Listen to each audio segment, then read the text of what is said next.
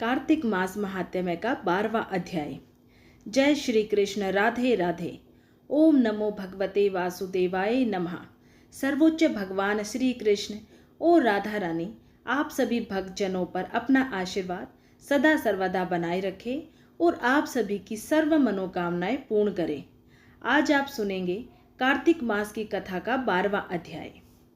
अहोई अष्टमी पूजन तथा एकादशियों, कार्तिक मास एवं प्रयागराज की महिमा का वर्णन सुनने के पश्चात महाराज पृथु ने नारद जी से कहा, हे देवऋषि, आप अब भक्त वत्सल भगवान की पूजा का विधि विधान बतलाने की कृपा करें।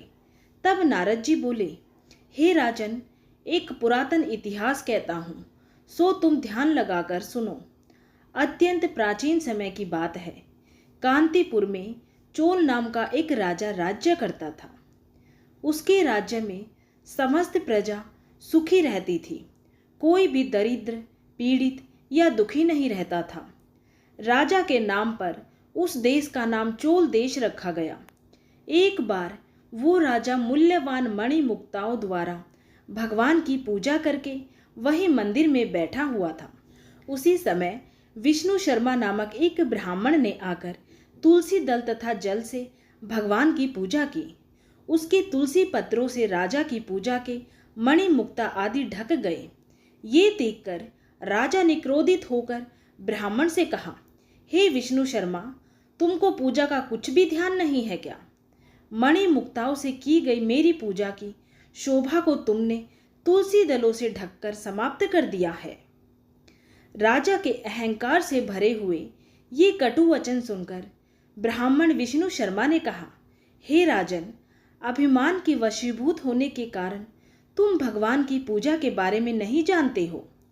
ब्राह्मण के ये वचन सुनकर तब राजा ने कहा, हे ब्राह्मण, तुम दरिद्री हो, इस कारण भगवान की पूजा क्या जानो? क्या तुमने कभी भगवान का कोई मंदिर बनवाया अथवा कोई यज्ञ आदि किया है? अगर यही बात है तो मैं देखता हूँ कि भगवान की भक्ति करके पहले तुम स्वर्ग में जाते हो या मैं जाता हूँ। इतना कहकर राजा ने गूंगल ऋषि को आचार्य बनाकर बड़े बड़े यज्ञ आरंभ कर दिए और साथ में ही ब्राह्मणों को बहुत से द्रव्य दान देने लगा। परंतु विष्णु शर्मा सर्वदा की भांति ही माघ तथा कार्तिक मास के व्रत, तुलसी वन को रोपण, एकादशियों का व्रत तथा ओम नमो भगवते वासुदेवाय मंत्र का सतत जप करते हुए भगवान की पूजा अर्चना करता रहा। वो उठते बैठते, चलते फिरते हर समय भगवान का स्मरण तथा कीर्तन करता रहता था। कार्तिक मास में एक दिन विष्णु शर्मा ने जो ही रसोई तैयार करके रखी, कोई भोजन उठाकर ले गया। इसके बाद उसने व्रत भंग होने के भय से पुनः रसोई नहीं बनाई और भगवान का भजन करते हुए ही सो गया। दूसरे दिन फिर रसोई बनाई और जो ही भगवान का भोग लगाने लगा, कोई फिर से भोजन उठाकर ले गया। लगातार 7 दिन तक ऐसा ही होता रहा और इस प्रकार विष्णु शर्मा को निराहार 7 दिन व्यतीत हो गए। विष्णु शर्मा भूख के मारे अत्यंत व्याकुल हो रहा था, परंतु सत्संग का समय भंग ना हो जाए, इस भय से उसने किसी भी दिन दूसरी बार रसोई तैयार नहीं की।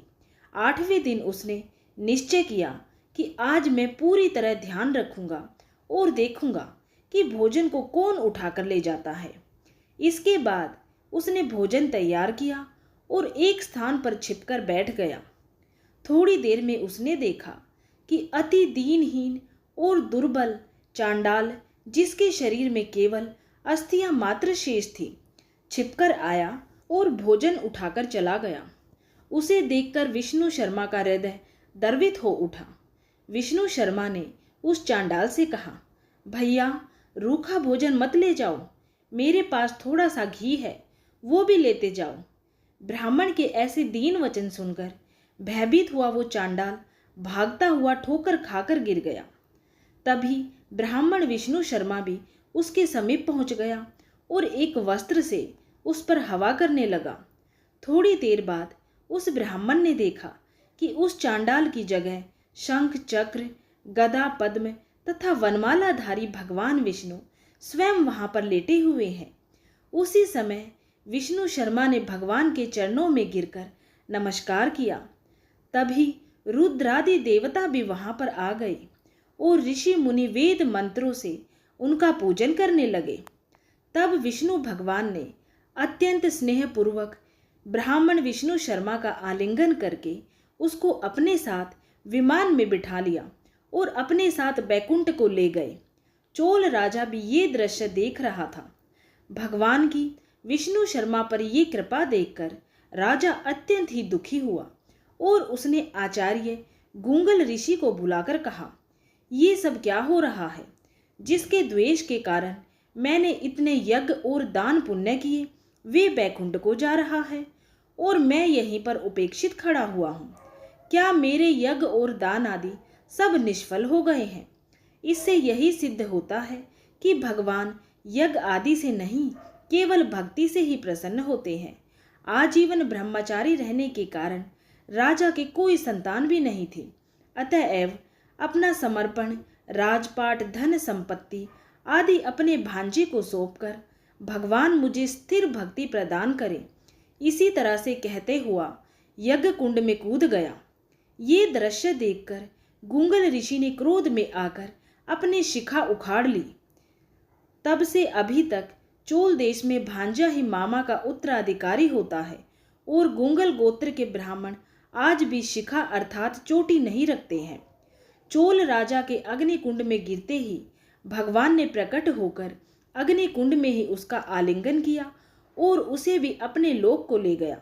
बैकुंठ धाम में भगवान ने ब्राह्मण विष्णु शर्मा को पुण्यशील तथा चोल राजा को शिशील नाम देकर अपना द्वारपाल बना लिया और इस प्रकार से वो दोनों हर समय श्री हरि के निकट रहने लगे।